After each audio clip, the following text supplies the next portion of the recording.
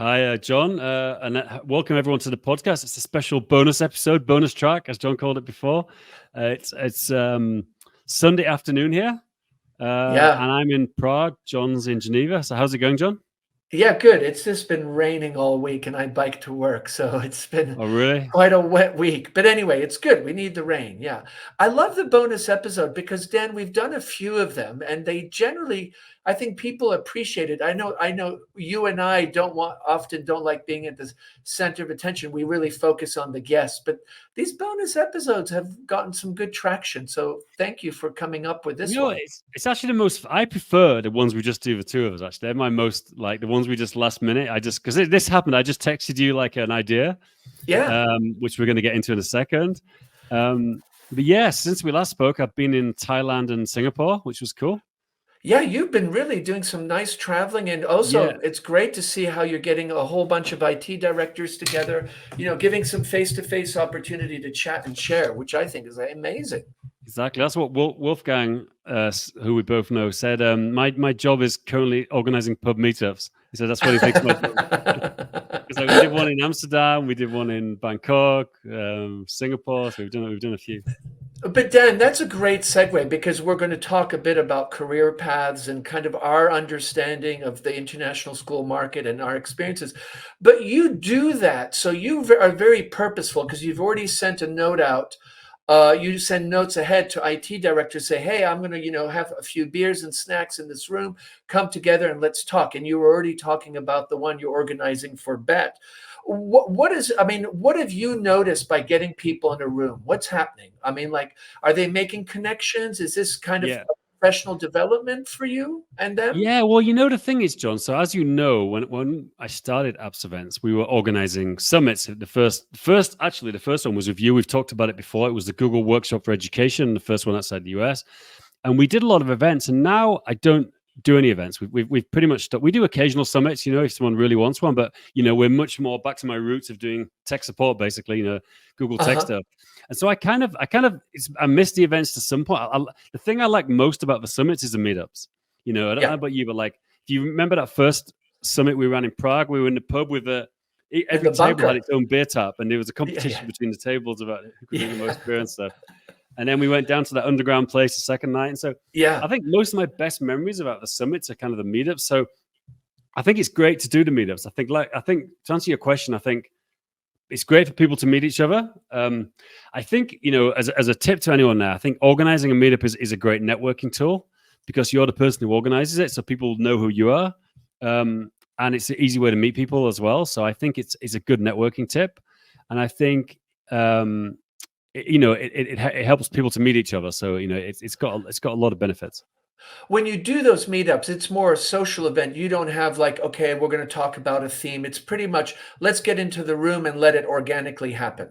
Yeah, exactly. Well, yes, most of them, but then the other ones we do are together with Google. So, as you know, you came to Bet last year. We did we had like a Q&A with Google. I organized that. And then what we started doing now with Google is like a day event. So tech directors come in for a day. We'll do like 4 or 5 sessions. We'll get into some techie topics about Google admin, cybersecurity, GAM or AppSheet, whatever. And then we'll have a pub meetup afterwards. So if we get the Google office, we're doing the Google ones. If it's just our own thing, we'll just do the meetup ourselves, and we don't have any Interesting. sessions. But I think the 1 day event is a good if you can do a free event. If you're in a city that has enough international schools, it's a great way to get people together, for different things. Have you noticed when people get together, they're making those connections? Because sometimes you bring in 15, 20 tech directors and even principals sometimes, Yeah, exactly. and Well, yeah, they don't know each other, right? I mean, a lot of them don't know each other. exactly. At Bangkok, we had, I think, we had 30 responded, maybe 28 turned up, and yeah, exactly. Yeah, it's a lot don't know each other, and it's great, because once you, as you know, we'll talk a bit about this, but once you get plugged into a network, it's with international schools, it's a real global network, isn't it? Like so once Yeah. you get to know a few people, and as long as you don't burn any bridges, and I want to talk about burning bridges and what not to do as well.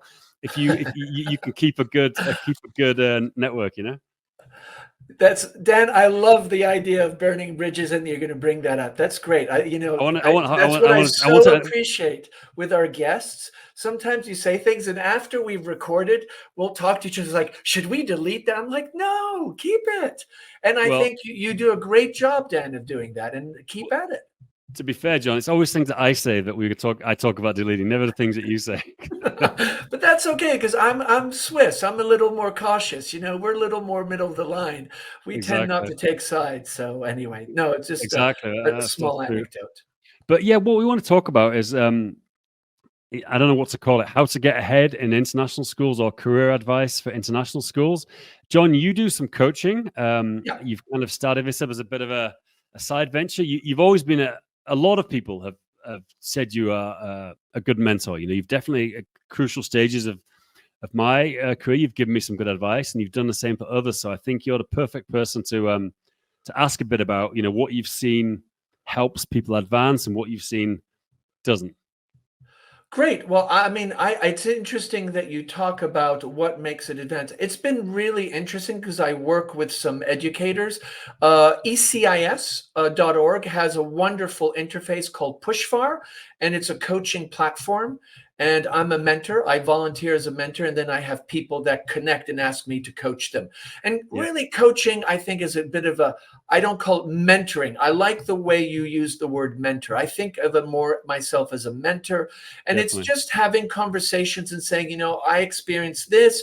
I know this person here. This is something that I've noticed. You might want to explore this further. You're not really telling people what to do, but you're kind of listening to them, letting them talk. And I think for a lot of people, if you provoke them with kind of what and how questions, they'll start generating ideas and they'll be listening to themselves like, oh, wow, I didn't think of that. So I think it's more the what and how.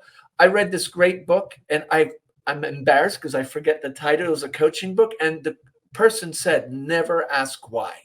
Always what, how, when, where. Don't ask the why Yeah, if yeah, you're coaching." And I need to go back and read that again. But I would say the two things that I have noticed recently: A is ageism, yeah. so people that you get a certain age, and women also, a lot of challenges in becoming IT directors, and a Sure. level of racism if you're not a white Caucasian IT director and you might be an Asian woman or an African American woman or an African or not what I would say Caucasian. It's been interesting how some people react to that. And I have been working with a couple people that are going through that journey and have been very successful in overcoming it. But I think those two things are the things that I have learned recently coaching people. And that's very 2024. I think there's a lot of things that you can do. But those are the two things that for me have been ahas is the reaction to age and the reaction if the person might, especially in the IT director kind of sphere and world, I think for women and people that are of different cultural backgrounds sometimes can be challenging. Yeah, now it comes to the age thing. Like, I mean, there's a lot of talk now about the coming shortage of teachers and just staff generally for international schools. As less people are getting into teaching, people are leaving, and other jobs like tech director jobs. Um, demographic reasons. Like, so I don't know.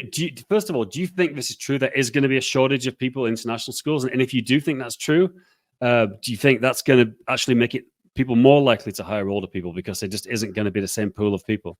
That's a great question. We talked to Nalini from Yeah, ISC I see. Research, and she was saying that there is going to be a shortage, and you hear that, and I wouldn't say that I have the exact numbers, but I think there is a pattern where there's a shortage.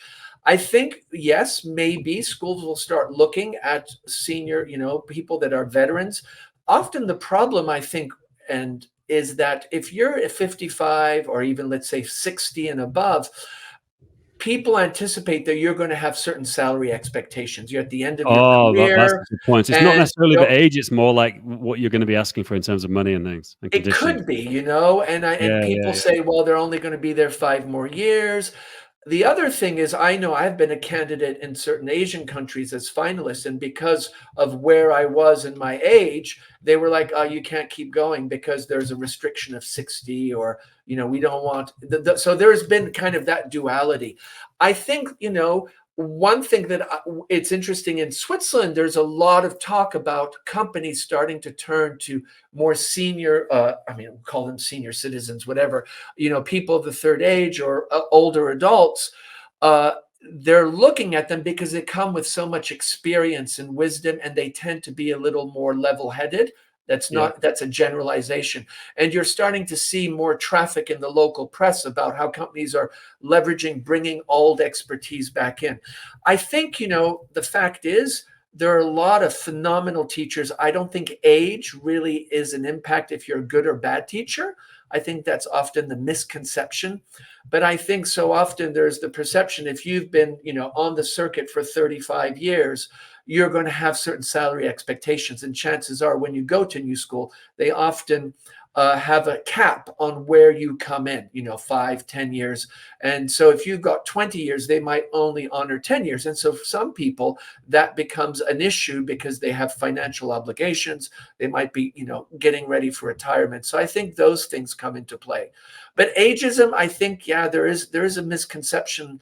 And I think often they're like, oh, they're a burnt out teacher. And I disagree completely. There are amazing teachers out there that Oh, have put in definitely. Yeah, 30, sure. 40 years. And I'm surrounded by them in my own professional capacity.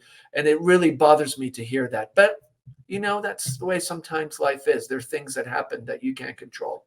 It's funny. Like, do you think if you are a teaching couple, it could help you? Like, one of the pieces of advice I've written down here is like marry a teacher, because like Well, schools generally, So I think, what about if you were, say, let's say you're a 60-year-old, your wife's a teacher. I mean, which a lot of our friends are. They have teaching couples. Do you think that will help your chances? Because schools generally, I mean, we can mention that, but schools, I believe, generally prefer teaching couples, finding them more stable, etc. I think there is that. I think a lot of this is partly tied to myth and stories of the circuit. I don't Yeah. think all these things are real factual, but there are patterns. And definitely, I know when I was recruiting as an administrator with the other leadership team members, a couple was always interesting. If you could get two people, because for visas, moving allowance, there are just a lot of financial benefits. And I know this Yeah. sounds terrible, but and then also, some schools think if the couple comes with children, there's stability, because once the kids get into the school, they might not decide to move as quickly. So all those things come into play. Are they fact and hard in stone? No, but I think your observations are absolutely correct. I think for single teachers, and also sometimes, it's easier. I think what's hard is if you are a married couple and your spouse or partner is not an educator, and then Yeah. you bring two children. There are many schools that are starting to say one contract, one child. And if you have three dependents, some schools will be like, sorry, we can't actually move forward on that. You know what's interesting about the free tuition for children? So I was at a UK independent school event together with Google like a month ago, and a lot of it was like most IT directors from UK private schools, and a lot of them were saying that due to the financial constraints these schools are under, a lot of them are only paying half fees now. So no free places, a half fee, and they were basically saying, look, that even with a half fee, we can't afford it. So the kids they're not going to the school, which implies to me that whole model could start breaking down in the UK, because they get teachers. They probably get better conditions in the state sector, in terms of holidays and pension and stuff. But they go there because they get free education for their kids, and if that is not happening, I think that's going to cause a lot of issues. I remember being at a recruitment fair many years ago, and a school director told my wife and I, only have two kids if you're going to do a career in international schools, which I was like, what is that? Really, that's And interesting. this was many years ago, and I know nowadays that would be completely inappropriate to say, but it was not out of spite. He was just saying, if you're thinking of being in this circuit, there are schools that basically a couple gets one contract, one child gets the free tuition. What's happening is in some countries, the free tuition now is a taxable benefit. So Yeah, I that believe it is becomes a an issue. dog. Yeah, and so that and then some schools, if you have more than 2 children, they say the 3rd one we won't pay, but of course, so I think that all becomes complicated, but it's a bit like a puzzle in a math game. I think if you are educators on the circuit, different schools in different countries have different rules, and none are really hard, fast patterns, but I think you have to be really mindful and do your homework and find out, and I think a lot of this is often tied to finances, having 4 children paid by the school and 2 teachers, that's quite expensive. I remember being Yeah, in a school where we had over 52 kids in the primary school that were faculty members. That yeah, becomes quite expensive. And I it remember, is. people highlighting that at a board level. It's interesting. So related to the free place, and also your point. So your second point was about race, etc. And again, you know much more than I do about the racial discrimination and how that works. Obviously, you work for school. I mean, one thing I've observed is that there's discrimination. It's not even discrimination. It's like built into the system. Like local hires and foreign hires get treated a certain way. Like the people who hired locally and the people who have on international contracts. I mean, obviously, one of your team at International School of Prague, who you were definitely something of a mentor for, who I still know. I mean, he asked International School of Prague, could I get free tuition for my kids? They said no, and fortunately, he managed to find another school in Prague where he could get the free tuition. But had he come in on an expat contract, he might have had a better situation. Do you think? Absolutely. Yeah, How do you? Yeah, absolutely. yeah. Do you want to comment on that? And also let's talk about how people who come in as local hires, as they're called, like how can they advance in the circuit? Is it just move to Yeah. a different school with experience? So, on the first question, there is no doubt that in different international schools, depending labor laws and the situation, there are different ways. I know that I have been in schools in more developing countries where the local staff were paid very differently than the expatriate staff. Expatriate staff might have got a housing allowance, might have got a flight, maybe private medical, while maybe the local staff were tapping into the local medical system, local pension plan, and we're not getting flights. So I think every area is very different. I think can become contentious. I think in certain areas of the world where there are rules and unions and legal ramifications, you get that equity where local and foreign have the same packages and the same benefits. But I think it depends where you are geographically and also what the legal setup is for labor laws and things like that. So that is definitely sometimes. And I think, sometimes some schools might take advantage of that or not take advantage of it. So I think it happens between the two. Definitely, and I think like one thing I've noticed is like just like the example of the person we both know. Like, let's say you are a local hire and you're not getting the benefits that you would have got recruited. You've got that experience of that school. You can then apply to another school, and then you're not going to be a local hire there. You're going to be an overseas Exactly. hire. Yeah, yeah. And when talking and mentoring of different people, I've always, often the bitter reality is you're better off leaving the school and physically going recruiting. So if you're a local hire and you want to have, okay, say, an expat status, then going out on the circuit, you're going to get that. Often it's quite hard if you're a local hire to get an overseas hire contract within the same institution. But I remember that speaking. So varies. There are a lot of nuances and variables. So, but I sure. know that often I have talked to people that maybe are in an international school but are a local citizen and they want to, expand their professional horizons. They want to grow and maybe want to go into leadership. Generally, I've had to say, guess what? I think you need to maybe explore the option of going abroad. Definitely, and I've heard of people living in the city, like Prague, for example, and they've actually gone to the overseas recruiting fair to get brought in as a foreign hire, even though they were currently living in Prague when they applied for the job. Which is an interesting workaround to do that. Yeah, absolutely. And I think people get very creative and try different things. Yeah, yeah, exactly. Getting to international schools at different stages of their life. Sometimes it's like they do it for a few years and move out. Sometimes people get into it later in life. Yeah, Um, Have you seen any kind of patterns? Like, do people do it for their whole lives, or is it something they try for a few years and maybe do something else, maybe go to work in business as opposed to education, or what have you found? And do people leave and come back as well? Do people sometimes take a break and then decide to come back?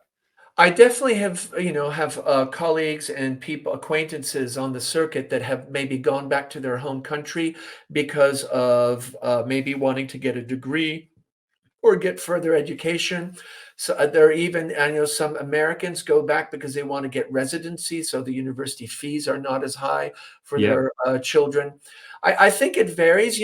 There's no doubt most international schools, and that might be changing, you need to have X amount of years of teaching experience. So generally, between 2 and 5 years, you need to have under your belt before often schools will start talking to you.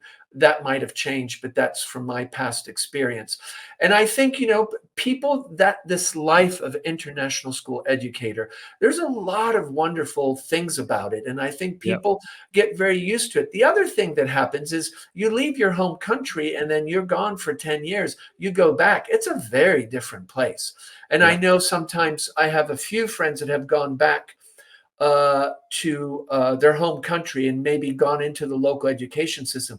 The transition has often been quite challenging, and it's taken 2 to 3 years. So some people say, okay, after 2 years, I can't do this, I'm going back out on the circuit, or others just say, I'm going to make a commitment. But I think those transitions, and that has nothing to do with, I think, being an educator. It has to do who you are as a human being, and you've yeah. traveled maybe to Asia and worked there 10 years, and then 5 years in the Middle East, and then you go back to your home country. It's a very different place. Going back during the holidays is not the same as living there full time. And you know what? I'm sure it's really different thinking about it depending on your sort of marital situation or relationship situation. Because, like, if you're married and you move around together, you had this whole experience, and as a family, your family's moving, and you kind of get this. We've talked about the third culture type thing, but you're like an international family. But I think, imagine if you were a single person and you come home after all this time and you don't know your own home country. I get that. That must be quite a strange experience, I guess. Yeah, absolutely. And the other thing is also, for kids, I mean, I think we talked to Ruth and Valerie and Jane about this whole third culture dynamic is, where's their identity and everything else. But, it's amazing, you go on the circuit and you bump into people. This weekend I was at a social event and I had brought a friend and they met somebody else and they had a common, it's kind of a 6 degrees of separation. It is a wonderful experience. I think things have changed. We've been talking about for profit.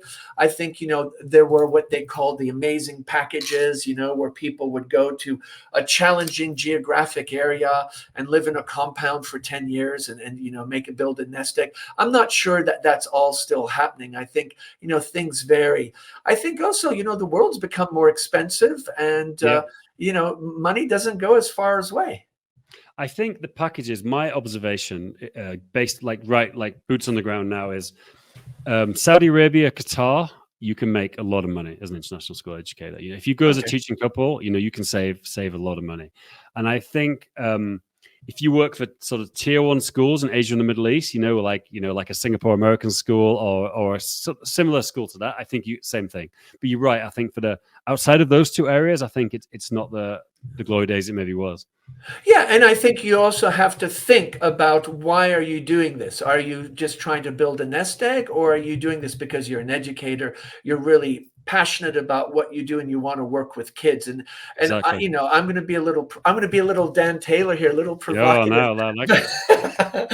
But I have had many experiences where there are international school educators that are not happy in the geographic location, but they're doing it because they're building a nest egg. And I think that can sometimes impact your kind of, your general well-being. If you're not happy, then I think that you have to think about why are you there? Is the money that important? Definitely. That And those are, I've gone through this myself as a I guess a consultant to education. I worked in the enterprise IT world for a long time, and I could 100% make more money doing enterprise IT. Like it's not. I just love working with schools, and I like doing it. Like I wouldn't.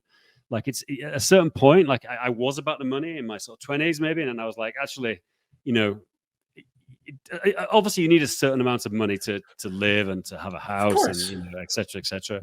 But above that, I'm a lot less desperate to become rich than I used to be. That's good to know. Don't tell your wife and your children. Yeah, You're I hoping don't to have to talk. inherit. Exactly. Yeah, yeah. No, but like, let's get into some meat and potatoes. Let's give some like concrete advice. Like, I want to talk about what things can you do to be successful, like personality traits, getting involved in things like, and then let's talk about some disaster stories. Like, what have you seen people do that like, really can hamper their career? I So would let's say talk about the the systems. Is first, there yeah. anything what comes off the top of your head? Like what things have you seen from people who do well in advance? People from any role in Yeah, international yeah. school. I think my advice, I always tell people, don't move for the country, move for the school. Yeah, Because at the end of the day, you're going to spend more time in the school than very likely in the country. Because chances are during the holidays, you're going to head back home. You might have family commitments. If you have children or a partner, maybe you have to go and travel to different locations. So I think you really have to think about the school. Yes, it's great if you get an amazing country and an amazing school, double whammy, well yeah, done. But I think you have to also think about that and also be realistic. Moving a family to a new location is quite intense. There's a lot of transition and getting into new school. I think also for school leaders, if you're coming to a new country and a new school and you're a new leader, I think that combination can be quite challenging. So I think, when you decide to do this, do your homework about the school, the curriculum, find out through LinkedIn and connect, and we'll talk about that in a few minutes. Make those connections and do your homework about the school. The country, yes, of course, you don't want to move into a war zone or whatever it might be, but I think the school is where the homework needs to be done, and then you think about the country. do you have any thoughts on what's the optimum amount of time to stay? Like 2 years, 3 years, 5 years, 10 years, or does it not matter? So I was just talking to somebody because they're thinking about transition and they're a leader. And I said, you should really, if you are a leader and or even a teacher, let's say you're an educator in international schools, you go and do 2 years, 2 years, 2 years, 2 years. That feels short. That Yeah, feels like you've just come in, you've maybe just established yourself and you're already talking about leaving. Because if you come in for 1 year and you leave the next year, well, halfway through the first year, you're already thinking about your next destination. So I think yeah, that is something to be mindful of. I would say 5 years, but I don't think it's a golden number. I don't think but I think, 4 to 5 years shows, that you've participated in programs, you've followed through on something, you've been part of a community. So I think that's 5, 6, 7 years. I would say for IT directors, definitely 5 years, because yeah, if you come in as an IT director, and then I definitely share what you think. I think you have to be able to implement something, and to implement something well, it takes 5 years.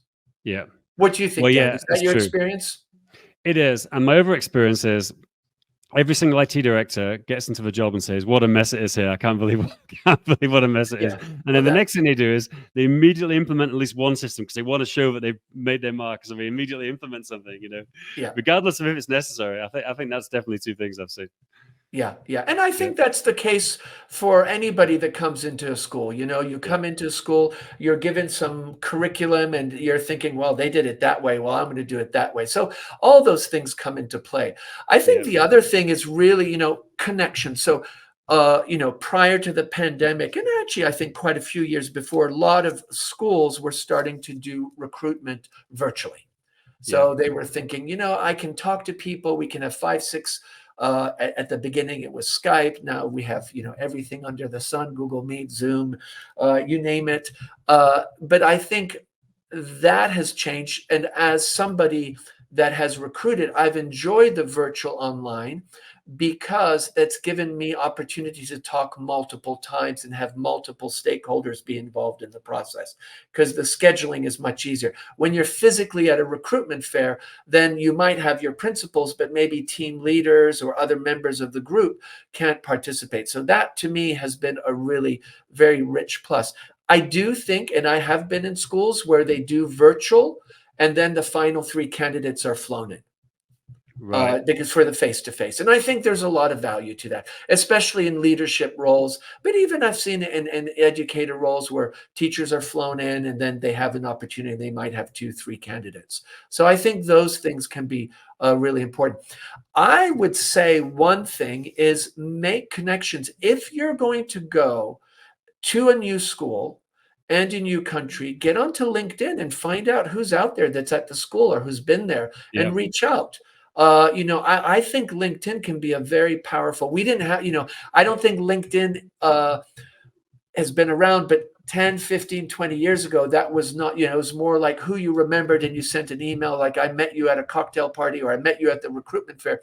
But now, through LinkedIn, you might be you might be sharing some lesson plans, you might be presenting at a conference.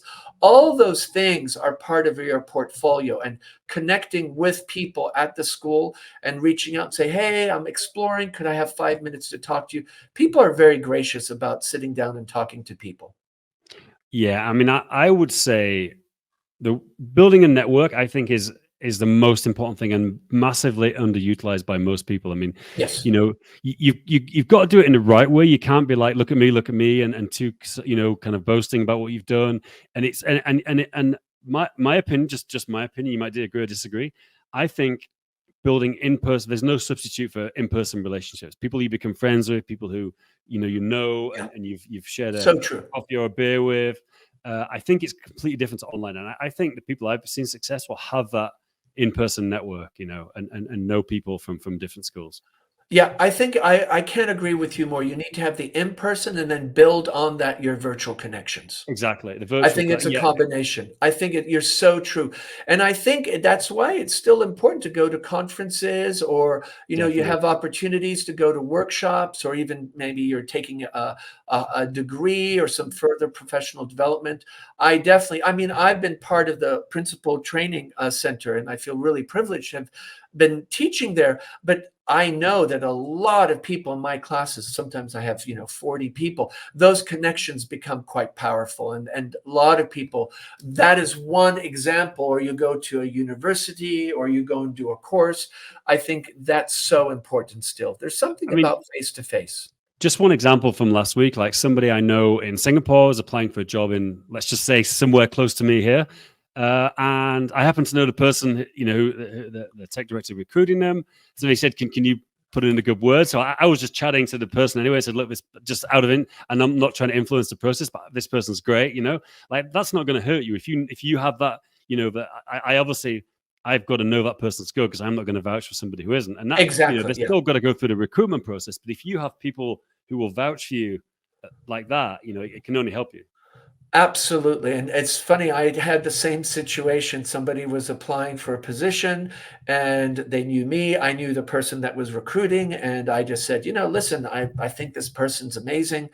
Here's why. They're student-centered. They have some really interesting ideas. They're very calm. They're collaborative." And then, and this has happened to me. People have written to me and said, and I'm like, "Well, that's really helpful because I don't know you." So then what I'll do is go and reach out to that person and say, hey, tell me a little more about that person. So I can't agree with you more. I think that is so important is, leveraging your connections and not where they're trying to sell you, but they're saying, hey, I can vouch for them. I'm not telling you to hire them, but I just want you to know they're a good person. Definitely. What can you do within your school? Like what are the things you should definitely do to really excel in your job? Is there anything outside of obviously doing a good job in what you do? Is it extracurricular things? Is it being a helpful person? Like, is there anything you've seen that you think this is going to help you excel in the job and then get a good reference, etc., for the next job? I think, if you're an outstanding educator, that you really think about students first Yeah, and everything that you create is very student centric. I think you're going to quickly develop a very positive reputation. And I yeah, think it's about being collaborative, being kind, being open. And, I think sometimes we underestimate those little behaviors in the corridor or those little behaviors in the staff meeting. All those things, add up to something. They create your personal profile, your what I would call your international school footprint. And I think that's really important is being mindful that, people talk. and people notice. I think also building a portfolio, keeping some evidence of what you're doing, and it can be really helpful. Presenting at conferences. I Yeah. have a very good friend that many years ago told me to read a book by Adam Grant called Give and Take, and it really is about that when you give, you should not expect anything back. Definitely. And there are a lot of people that give and want something back, or take and don't give. And I think it's about being comfortable giving and being humble about giving. I think that's really important. And I think also being patient and creating that portfolio, going to conferences, sharing what you're willing to share. I think all those things add up. Definitely, that's great advice. Like this podcast is an example, like we briefly had a sponsor, but like we don't get anything out of this podcast. We actually just do it because we enjoy it, and now and again someone will send us an email saying they really enjoyed it, and it's worth it for that.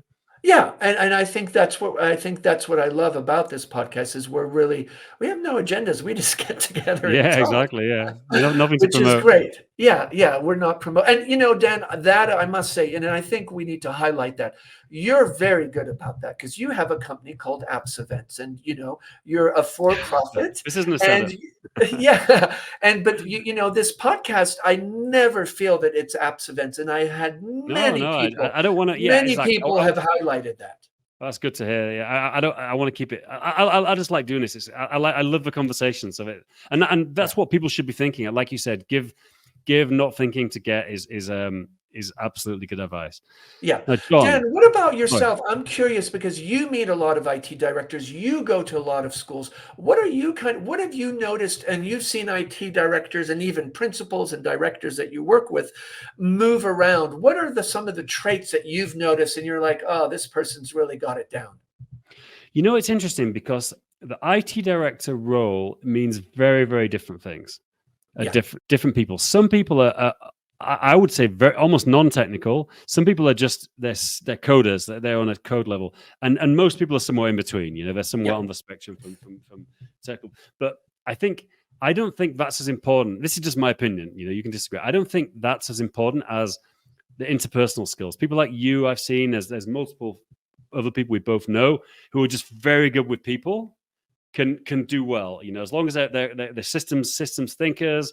I what I've seen is I think people maybe think it's more about the tech skills, and in my experience, look, you have to deliver good projects. You have to build things on a timeline. You have to provide good tech support. You have to do this, but I think that comes down more to the interpersonal skills and coordinating the team than the tech skills. That's my observation, I would say. I can't agree with you more. And I think, those interpersonal skills, because I think as a tech director, one of the issues that tech directors have is they have a very technical team that often Yeah. are local hires. And then you have your digital coaches, and maybe you're managing the library. And then you have your principals and directors that you're trying to, work with and trying to translate. And you're often having to translate not only information, but emotion back and forth. Yeah, definitely. And some schools, I was at school in Singapore last week who, the tech director they're building a new building, is essentially an infrastructure manager, managing all this hardware stuff. And then 10 minutes later dealing with tech coaches, which is just like, Yeah. I think that versatility is really, and I think also, we've talked about that. I think it's becoming much more complex being an educator in international schools. There are many more political issues. There are climate change. There are just so many more variables that come into play. And if we think of, COVID, and now I was just watching somebody talk about the school in Khartoum that's being hosted in Egypt. The school in Kiev is being hosted in Warsaw, all those kind of things. And imagine people that, have contracts and everything, and suddenly they have to leave. They're just, there's a level of risk, not everywhere, but I think it's become more complex. And I really think one thing people have to do is do your homework, reach out to people. There's no harm in sending an email to somebody that is at that school or has been at that school and say, hey, do you mind just giving me 10 minutes? That's great. John, to finish off, I think we should talk about the dark side, the things that can go wrong. Oh, the things. And we can anonymize. We're not going to mention any names. We're not going to dox anybody. But okay, we better move to Tor now. Exactly. There's follow the link to the encrypted version of this podcast. No, what What have you seen people do that has like either ended a career, limited a career? Like, is there any? I mean, I'll give you one example. Like, I think you told me about breaking contract is a Yeah, really it's clearly yeah, a bad thing to do in any business, but that can be really very career limiting and might absolutely. might stick with you forever. Yeah, yeah. I think breaking contract is a difficult one because there you've made a commitment and you've signed on a piece of paper and there are certain rules you might not. That's why do your homework before so you know what is your exit ticket if you have to get out and what Yeah. are some of the financial penalties or whatever it might be. It depends. Every area is different. I think the other thing is also being very upfront. Don't say you've done something and haven't done it. Make sure your Yeah. resume is pretty tight. I think also references, if you have Have to you be come careful. across that? Have you come across people?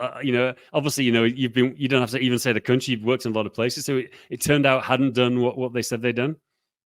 I haven't had that, but I've had people that have been listed as references. And then what I always do is I will go and see if there's anybody else that they know, and then I'll go and ask them. And I've had certain occasions where the references on the writing have been very positive, but when I go to my network, I'm getting a very different story. And I And think that's that's a really really good point. important as a Yeah, recruiter.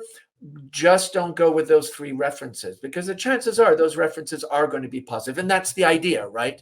But yeah. I think to do due diligence, and I definitely have, and a few times I have stopped a process because suddenly there's been a pattern of other voices coming in saying, "Oh, you need to think about this."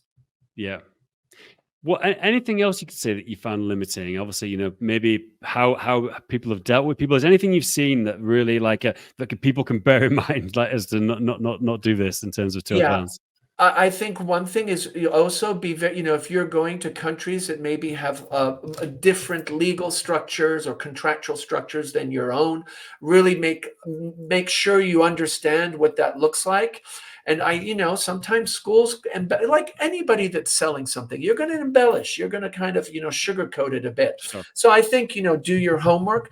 I think also the way you behave, you're going to have a reputation, especially if the behavior is unprofessional with the students. That's going to travel with you. I think at all times, don't underestimate how news travels in international schools. I think Yeah. that's one thing That's one to thing. be That's one very thing I've careful. learned. Definitely, yeah. And Yeah, you know what? It's also good. It can benefit you as well if yeah, you do the right absolutely. things. It amplifies the good and it amplifies the bad as well. Yeah, yeah, and I think, you just really, and also money, if you have expectations, have everything down on paper. If somebody says, "Oh, that's going to," if it's not on paper, don't believe it, as much Yeah. as you can ask things to be on paper, but you would hope that most of the things. And then understanding what does it mean, if when you leave or all those other things. I think it's just, yeah, sometimes people end up and have expectations, be very real about your expectations, what you expect, Yeah.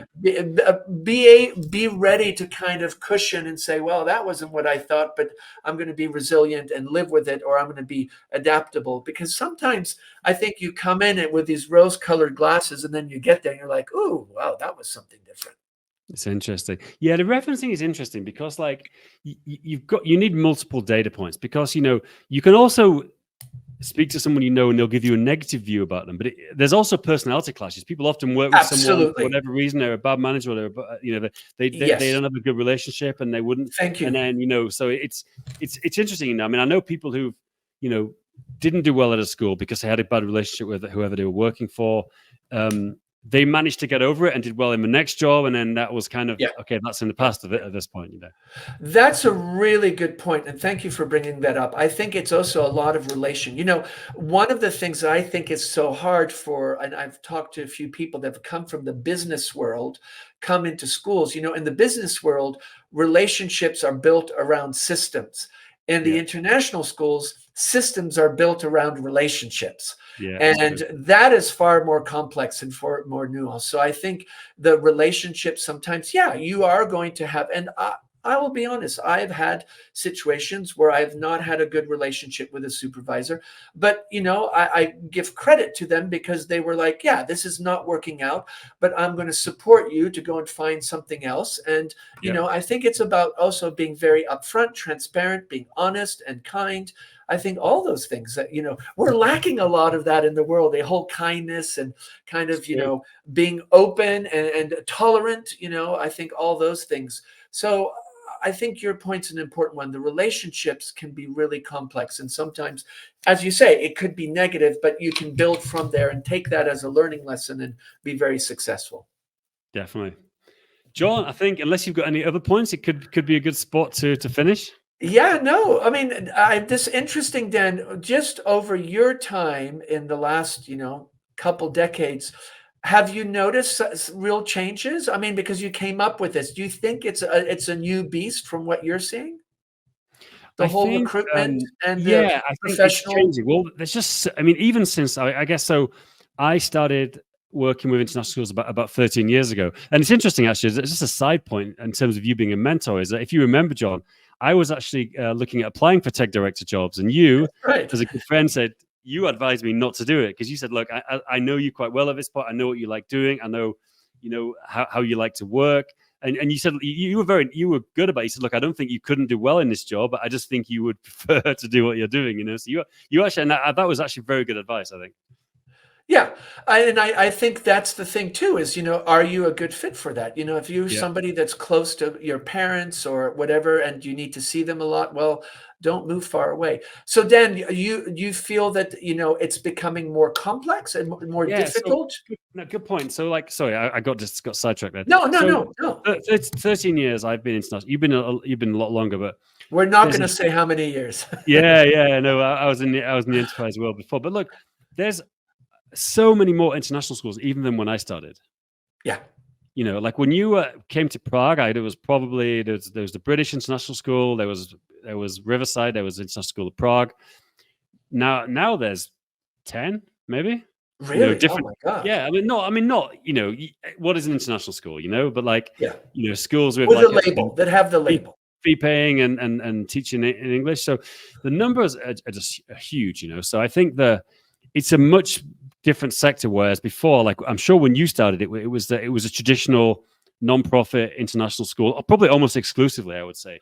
I And would say when my first recruiting job, there were very few for profit. I think there was maybe one or two, but you're right. It was very much, as Nalini in the other episode that we had said, it was very kind of nonprofit, expat, maybe companies or organizations, NGOs. Yeah, exactly, and absolutely. we had a great chat with Denry Machin, Yes, who was an that's right. expert on it, Yeah, yeah, and he yeah, was saying, I don't remember the numbers, but I think it was maybe close to 90%, 80-90% of schools are for profit now. So that's yeah. something I've seen change. I've heard people say the same as you, that there's not as many good deals out there in terms of free tuition, relocation, but I think it's just. I think it's actually, in my opinion, it's better than it was 13 years ago because there's so many more opportunities. You can find different types of school. There's more jobs out there Yeah. because there's just so many more schools. So, let's say you're in a competitive field like a PE teacher. There's a lot of competition for PE teachers. There's just more jobs to take. Yeah. That would I'm be my just cu main thing. What would I'm you say just the changes? Sorry, John. No, I'm echoing what you're saying, and I'm curious if we talk to one of the companies, their education companies like GEMS and Yeah. Stanford and all Cognita and Nord Anglia. I wonder how they work with people moving within the organization, because in my situation, when I moved, I went physically to another school because that school was not in multiple places around the world. So that would be interesting to kind of see how they work. If you're, say, a principal at one school and the mother organization has multiple campuses around the world, how easy it's to move Yeah, around. I was talking to someone. I don't remember if it was a Nord Anglia or a Cognita school, but they have some internal job boards. Someone can tell us. I've got friends who work for both of us. They can tell us, but I believe they have some internal thing where you can apply. They post jobs internally first and Oh, encourage cool. people to move around. I think Yeah, yeah, yeah. I think that's a smart. If I had a school group, that's what I would do. I'd want to keep people with good teachers and Absolutely. staff Yeah. within the group. Yeah. I think the biggest thing that I feel that a lot of teachers are not leveraging is social media like LinkedIn.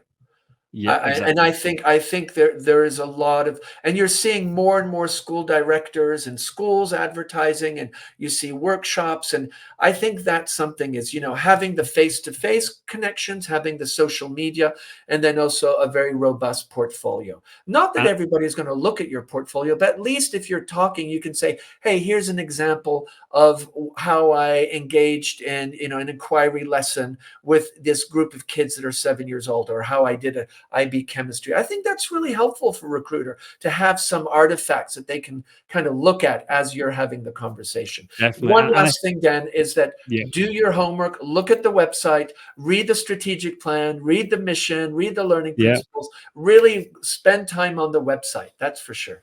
It's funny, because like I was just some my kids, the school, my kids go to Riverside. I was talking to some.